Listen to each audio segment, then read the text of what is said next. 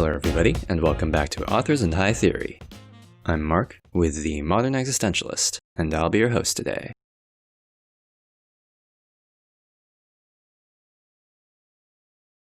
So last time, we laid out Beauvoir's Archetypes of Man, a logical framework through which we can begin to explore and understand her high theory. And we examined the second set of 3 archetypes which belong to the absurd world. If you haven't seen that episode, I'd recommend you go back and watch that before coming back to join us for this one. Alright, so existentialism isn't a new age philosophy, nor can it be called outdated and thus dismissed and confined to its post-war origins, as some people would like to claim. If, after all, it is the case that we place any value on Nietzschean theory, then we must accept that existentialism is fundamentally empirical in nature, that its method is logical, rational, and fully and entirely scientific, and also that any school of thought which fails to maintain an empirical foundation is necessarily not existentialism, no matter what that school's proponents might try to claim.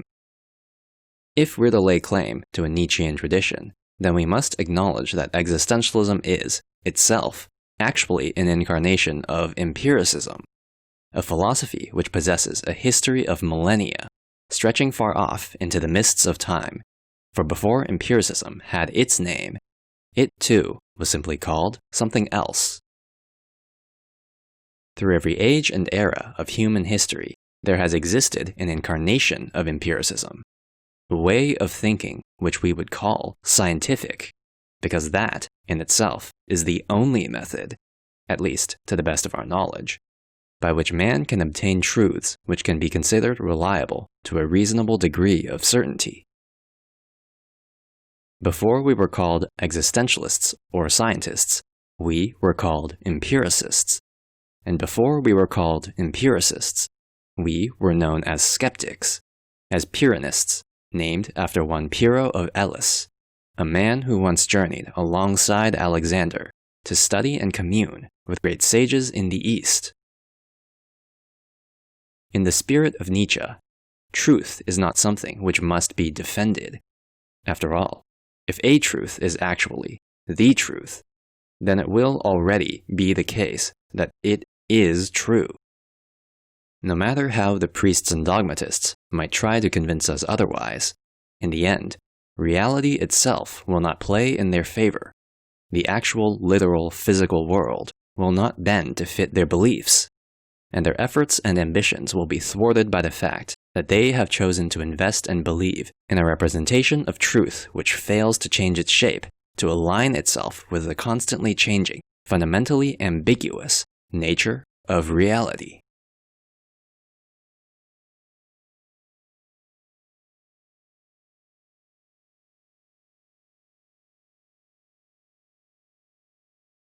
In every age and era of human history, philosophers of every culture and creed have devoted their lives to the pursuit of enlightenment, to the quest for some kind of transcendent wisdom, a truth which would allow them to overcome and move beyond the bounds of their base human condition.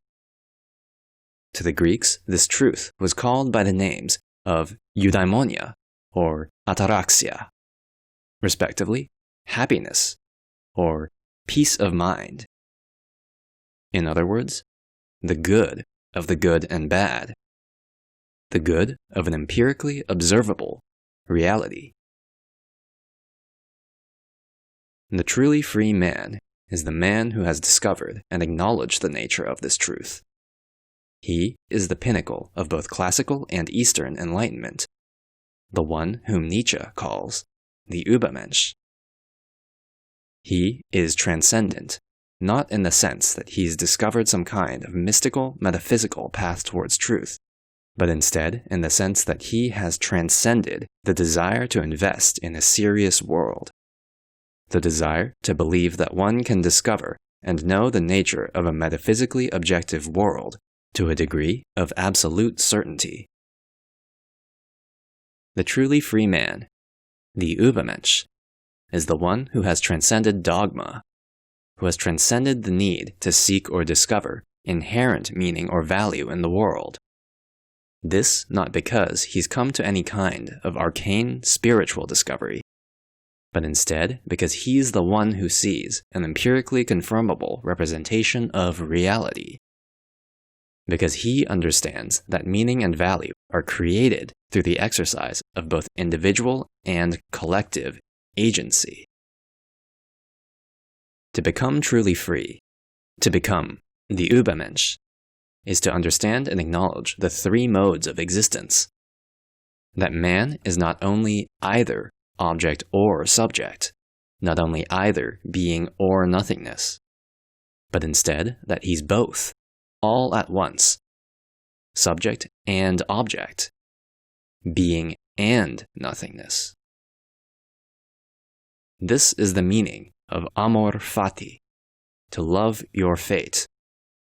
The truly free man is the one who possesses an empirical self-awareness, who is aware of and acknowledges the empirically ambiguous nature of his own existence, his nature both as a subject, an agent free to choose, but also as an object, constrained by his facticity. To live amor fati is to acknowledge and accept that one is condemned to be free, and then to live on from there. Thus we can see that the truly free man should occupy the very center of the box. He believes and understands, after all, that the empirical nature of reality is that of a representation, a fiction and a fantasy, an ambiguity which is constantly changing and evolving. There is a sense, after all, in which the serious world does exist, because the world which we inhabit, the world of social objectivity, is a created world made real by us. There's another sense, however, in which it's equally true that we inhabit an absurd world, because we will never, at least to the best of our knowledge, be able to access the real world, the world of metaphysical objectivity, and thus may never gain access to the truth which lies beyond our representation. There's a sense in which we're always agents, because, in every given circumstance, we're always in control of our choices and actions. There's another sense, however, in which it's also equally the case that we can't be perfect agents, because we're not in control of our circumstances, of our facticity, and the way in which the world acts upon us. And so, the Übermensch must exist in the center, because he's the one who understands and acknowledges that we can empirically observe that truth is ambiguous, that the nature of our reality is that it's constantly subject to change.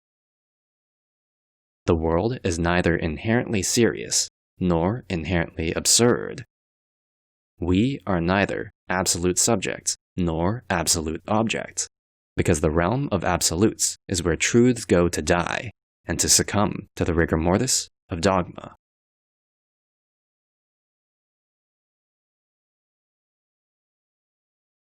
It seems as though it's common knowledge that to be smart or intelligent isn't the same as it is to be wise.